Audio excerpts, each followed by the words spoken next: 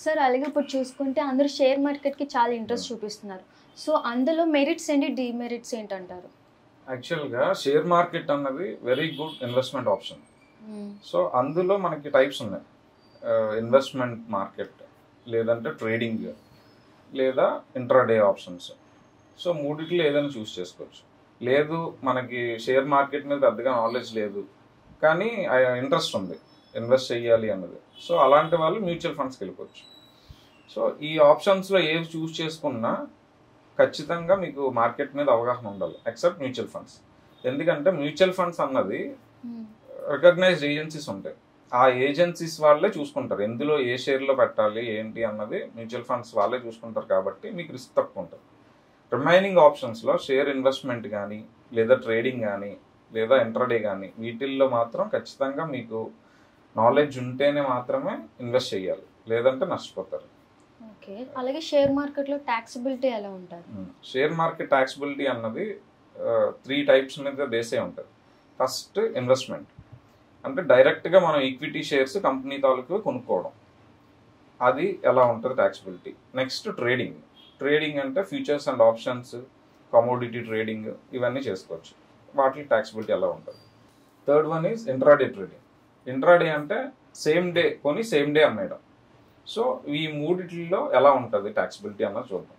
First thing investment. Investment అన్నది equity షేర్స్ని మనం డైరెక్ట్గా కంపెనీ దగ్గర నుంచి కొనుక్కుంటాం యూజింగ్ ఎన్ ఇంటర్మీడియరీ.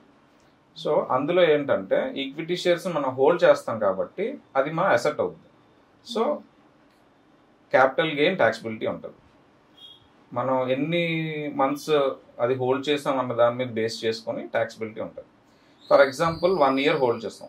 1 year కానీ హోల్డ్ చేస్తే అది long term capital gain attract అవుతుంది. లేదు 1 year లోపే అమ్మేస్తాం మనం, 1 month or 2 days or 3 days, any number of days తీసుకొని సేల్ చేసేసామంటే అది షార్ట్ టర్మ్ క్యాపిటల్ గెయిన్ అవుతుంది. రేట్స్ ఎలా ఉంటాయంటే లాంగ్ టర్మ్ క్యాపిటల్ గెయిన్ అయితే డైరెక్ట్ 20% ట్యాక్స్ పడుతుంది on profit. Short term capital gain అయ్యేటప్పటికి మనకి రెగ్యులర్ ఇన్కమ్ ఉంటుంది కదా, ఆ రెగ్యులర్ ఇన్కమ్కి ఈ గెయిన్ ఏదైతే ఉందో అది యాడ్ అవుతుంది. So regular tax slab rates use అవుతాయి. షార్ట్ టర్మ్ క్యాపిటల్ గెయిన్ ఎక్కువ ఉంటే, అంటే అబౌవ్ 15 lakhs కానీ ఉంటే మీకు 30% స్లాబ్కి వెళ్ళిపోతుంది. బిలో 15 lakhs అయితే స్లాబ్ రేట్స్ ప్రకారం వస్తాయి.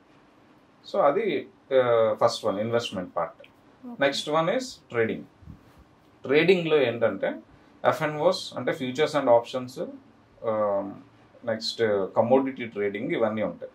ఇందులో ఏంటంటే టర్న్ ఓవర్ని సపరేట్గా క్యాలిక్యులేట్ చేసుకోవాలి. నార్మల్గా ఏం చేస్తాం, టర్న్ ఓవర్ అనేటప్పటికి సేల్స్ ఏదైతే ఉందో అదే టర్న్ ఓవర్ అవుతుంది. కానీ ఫ్యూచర్స్ అండ్ ఆప్షన్స్కి వచ్చేటప్పటికి addition of profit and losses, అది టర్న్ ఓవర్ అవుతుంది. సో ఆ టర్న్ ఓవర్ బేస్ చేసుకుని మనం 1 crore అబౌవ్ ఉందా లేదా చూసుకోవాలి. షేర్ మార్కెట్కి వచ్చేటప్పటికి మొత్తం అన్ని త్రూ బ్యాంక్ అకౌంట్ అవుతాయి కాబట్టి మనకి tax audit turn over limit 10 crores అవుతుంది, 1 crore కాకుండా. సో 10 crore బిలో అవుతుందా లేదా అన్నది చూసుకొని డైరెక్ట్గా 10 crore బిలో కానీ ఉంటే ఫ్లాట్ 6% ప్రాఫిట్ వేసుకోవచ్చు. అంటే టర్న్ ఓవర్ ఎంతో క్యాలిక్యులేట్ చేసుకుని దాని మీద 6% ప్రాఫిట్ తీసుకోవచ్చు. ఓన్లీ ఆ ప్రాఫిట్ మీద మనకు ట్యాక్సిబిలిటీ ఉంటుంది.